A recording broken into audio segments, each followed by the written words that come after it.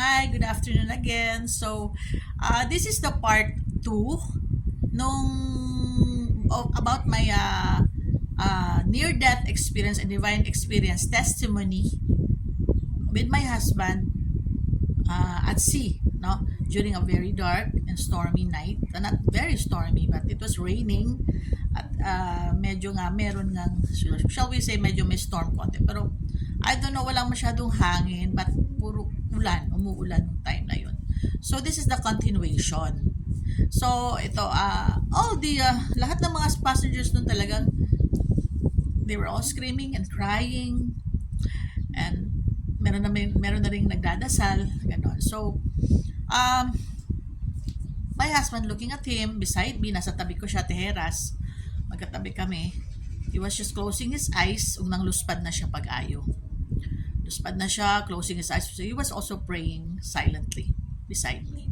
And so I just looked at him calmly, and then I just prayed. I prayed the rosary.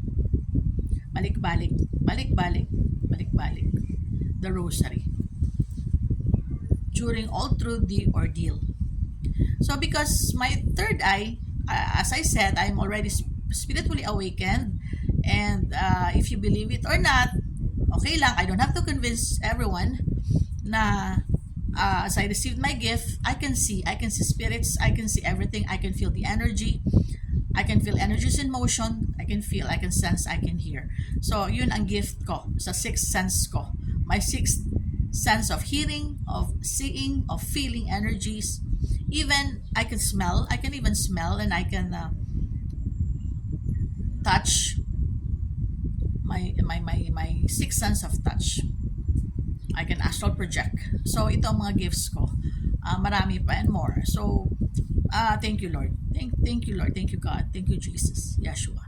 So when I was praying the rosary, I saw what seemed to be during the ordeal, during that meron dumating na mga Caucasian. They look Caucasian, merong black, iba-ibang race, and we're wearing trench coats. Black trench coats. And they were tall men, puro sila lalaki. Dumating ang dami sa boat. In my spiritual eye, in my mind's eye, my spirit's eye, or shall we say sa third eye ko, sa spirit realm, dun sa boat, nakita ko, sa ship, nakita ko. Ganon. So, para silang yung sa City of Angels na movie. Okay? Ganon ang kanilang mga suot, itsura nila.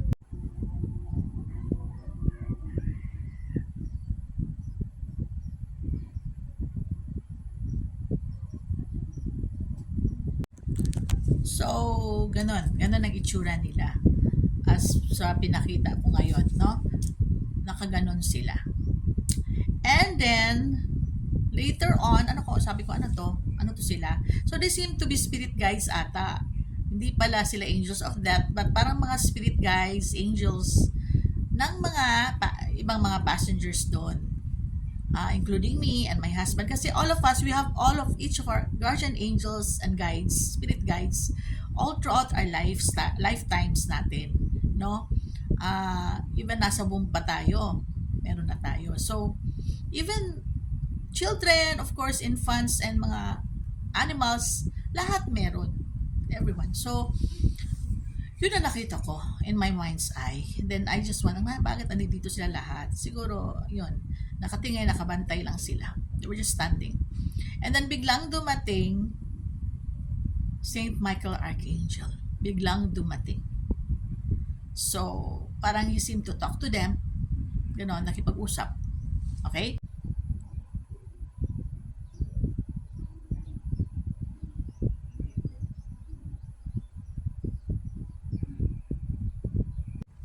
So, parang nagipag-usap siya dun sa mga naka-trench coat na mga lalaki.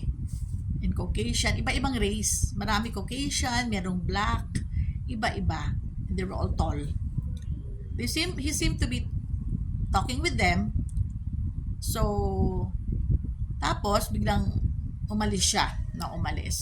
Si Saint Michael Archangel. Yun pala, para to fight with the in the spirit world with the demons na inuuga-uga yung ship. Okay? So, it's very real. The spirit world really exists. So, ano nangyayari sa spirit world also can happen to the physical world. As above and so is below. So, okay, ito ang ang inaway or finite ni Saint Michael Archangel together with me in spirit. We fought them together. I saw it all sa third eye ko. Okay?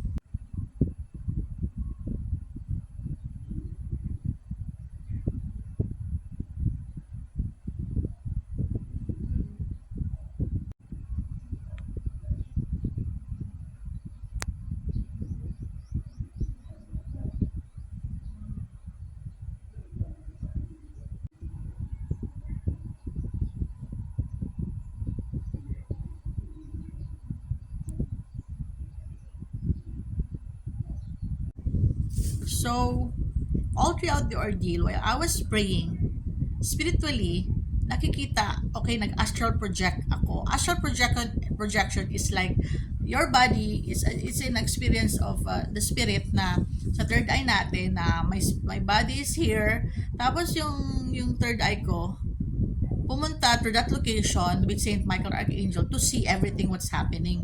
So, third eye ko means my mind's eye, my spirit's eye, my sixth sense.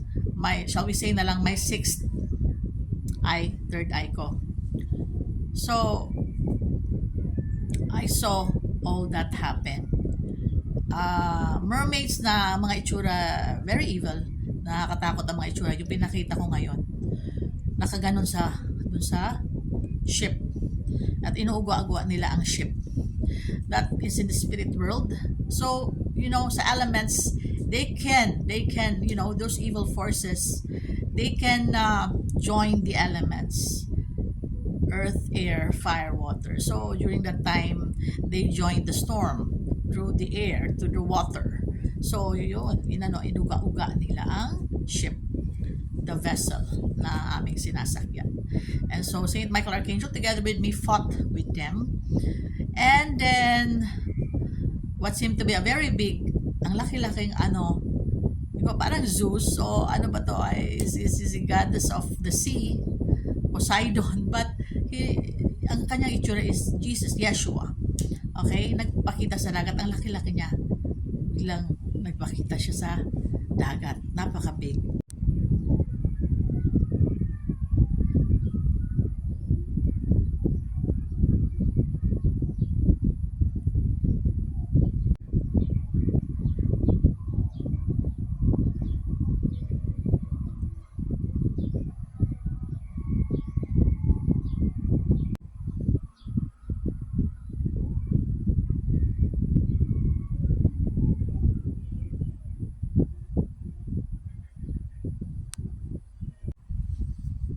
So, nagpakita si God, Jesus, Yeshua. Yun ang itsura niya. Pero very big. Nasa dagat, lumabas ang ulo niya. Laki-laki. And then he told the evil forces, enough. He said, enough. He said, enough. And then, sabi niya, she's my light worker. Okay? Amin yan. So, stop with what you're doing. You cannot harm her and her loved one and the passengers along with her. She and we are saving them all. So, no one dies tonight. So, ayun.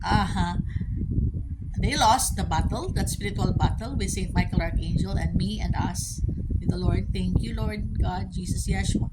Saint Michael Archangel, napakatapang talaga. So, apparently what happened after that,